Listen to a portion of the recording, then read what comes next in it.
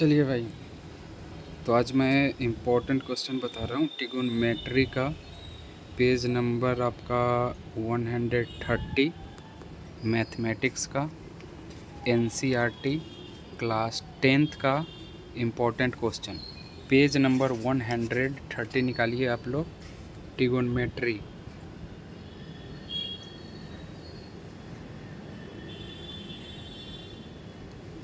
Trigonometry chapter में page number आप निकालिए, पेज नंबर 130 ये आप निकालिए मैथमेटिक्स का।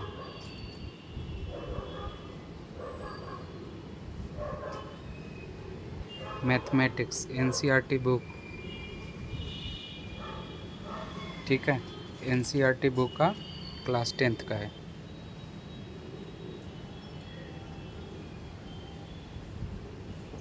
ये निकालिए आप trigonometry chapter page number 130 NCERT class 10th निकालिए। जो एग्ज़ाम्पल दे रखा है इसमें आपका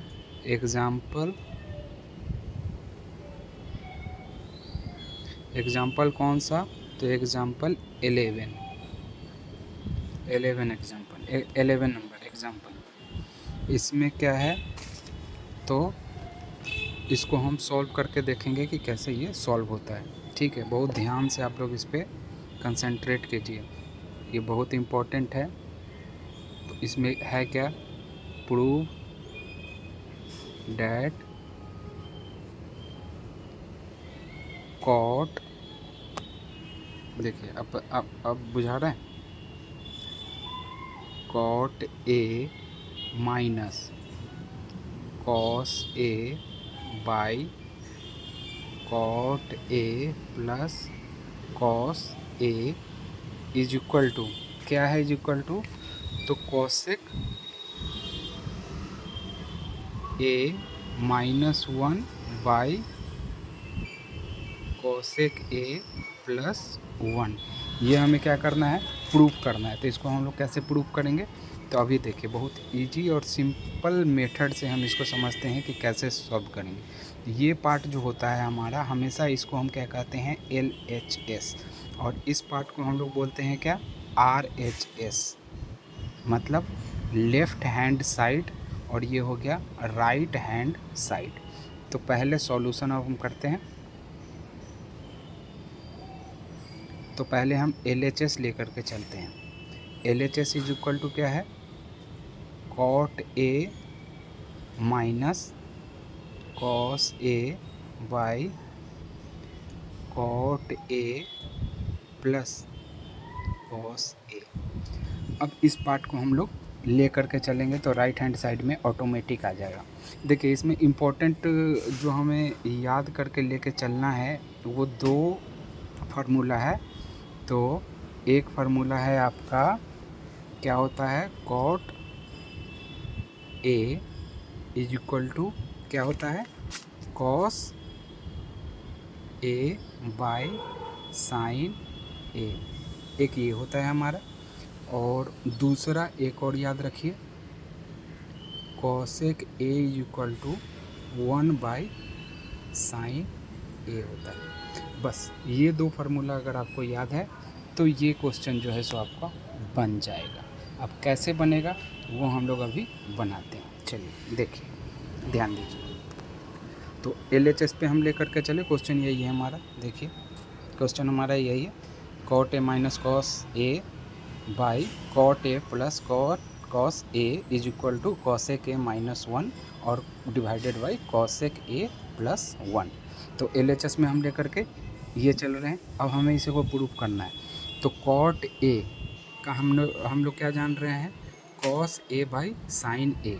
तो इसको हम क्या करेंगे, अब रिप्लेस कर देंगे, डायरेक्ट फार्मूला पर डालिए, कॉट के जगह पर डालिए cos A by sine A minus cos A by, cot के जगह पे क्या आ जाएगा फिर हमारा, cos A by sine A और प्लस कॉस ए, यही हुआ हमारा।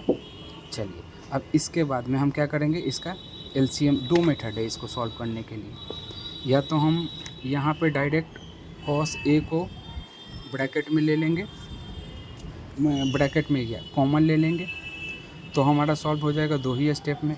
और नहीं तो इसको अपने अनुसार से करने के लिए पहले इसका क्या करें, हम एलसीएम लेते हैं।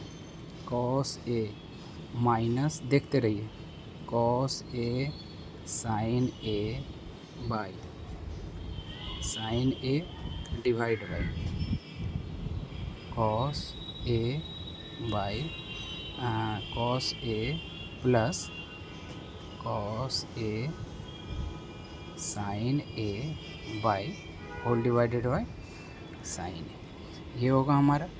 कहीं कोई दिक्कत इसमें? एक बार शुरू से देख लीजिए।